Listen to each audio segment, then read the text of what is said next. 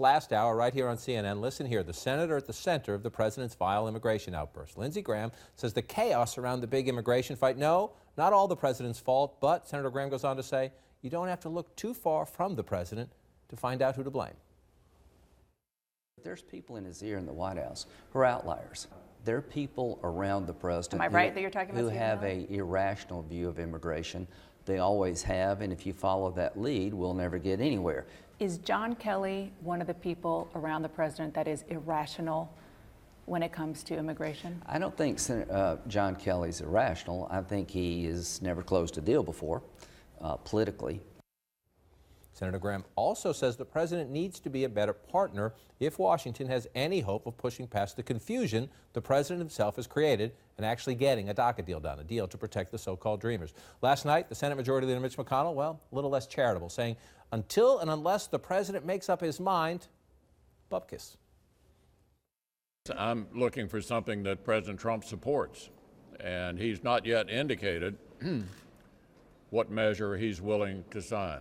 As soon as we figure out what he is for, then I would be convinced that we were not just spinning our wheels. The deadpans are remarkable from McConnell. What the president is willing to sign. He's the president of the United States. What is the president for? And the Senate Majority Leader of his own party is clearly just confounded by him and frankly making no attempt to even feign his shock about where he finds himself here in 2018. It's an extraordinary moment. 2 days away from 1 year in office, and the leader of the Republicans in the Senate says, you know, it's hard to govern when you have no idea what the president stands for. That's what he's saying. He's right. And there was a moment of candor from Leader McConnell. He has said multiple times that if a group of senators can come up with a deal that the president can support, he will put it on the floor. The key there is something the president can support. Where is he on this? Does he want a DACA deal? Does he not? He was not in the same place last Tuesday as he was the rest of the week. We don't know. There's all this talk about these 4 pillars of things that he wants: border security, an end to the diversity visa lottery, and family-based immigration, what he calls chain migration. Within that, we need specific proposals. Nobody really knows where he is right now, and nobody believes that he's going to be in the same place tomorrow as he is today. That credibility problem is enormously problematic on an issue as explosive as this. Republicans need to feel that they're going to be protected. And so the debate in recent days has been, is the president a racist, or why does he default to prejudicial language? Why does he use language others would call race baiting?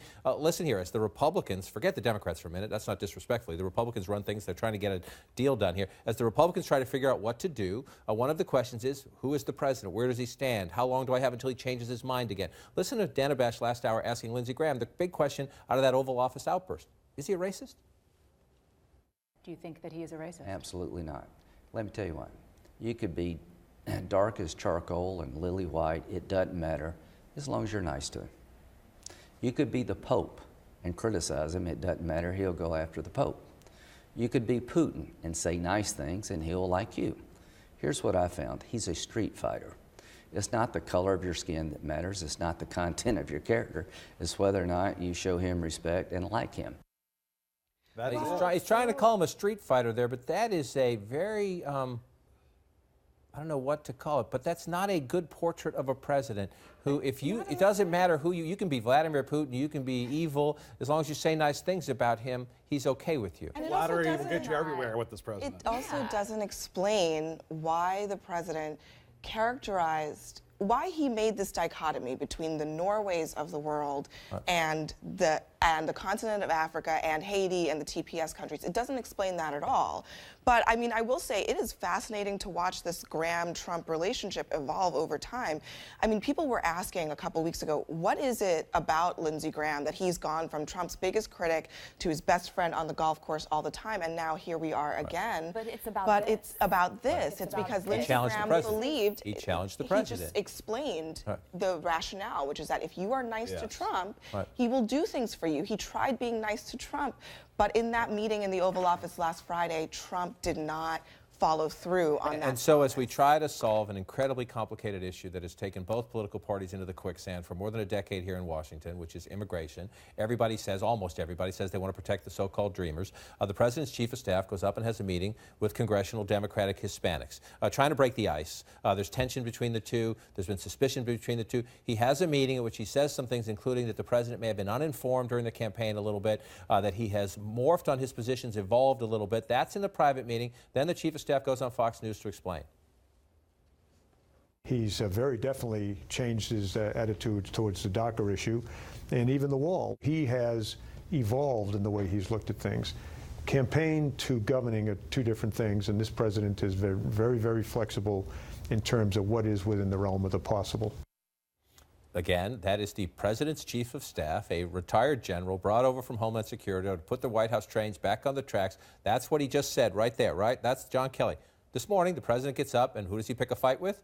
John Kelly, tweeting out, "The wall is the wall. It's never changed or evolved from the first day I conceived of it. Parts will be or necessarily see-through, and it never intended to be built in areas where there's natural protections." The president's tweet goes on and on. But again, he wakes up in the morning, he sees that John Kelly's on television saying somehow that he's waffly or flexible, and he picks a fight with his chief of staff. Which is, I mean, it just shows that he, as we've seen over and over again, that he has absolutely no discipline. I mean, why do you want to take on that fight right now? And he has evolved, for the record. During the campaign, he said he would deport the dreamers. Now he says he wants to let them stay. Early in the campaign, he said big, beautiful wall, left the impression it was going to be coast to coast. Now he says, the way that Donald Trump's mind works. I mean, the wall is whatever it ends up looking like. All he wants is a deal. He's a transactional guy, and you know the wall could end up being see-through in some parts. I mean, you talk to anybody who's talked to him about that, and they ask him questions: how high? You know, what is it made of? And he says, you know, he doesn't care. He just wants a deal, and he wants a wall. So whatever that wall ends up looking like is what the wall will be. Pastels. It's hard to govern when you're fighting with your own team constantly. Yeah. I think it's, again, two things drive him. Perceptions of him and whether or not he is perceived as somebody who is tough and being taken seriously or being laughed and mocked at. And I think he saw Kelly on TV and saw stories today in the papers, and so he responded to that. And again, the coverage and the perception of him. Nothing else matters. The fact that Kelly is his chief of staff and the fact he's embarrassing his chief of staff and the fact that this is a sort of dicey moment is besides the point. He cares about number one, and he does not want to be embarrassed, and he will lash out. As Graham said, it could be the Pope of Rome. It could be his chief of staff. It doesn't matter.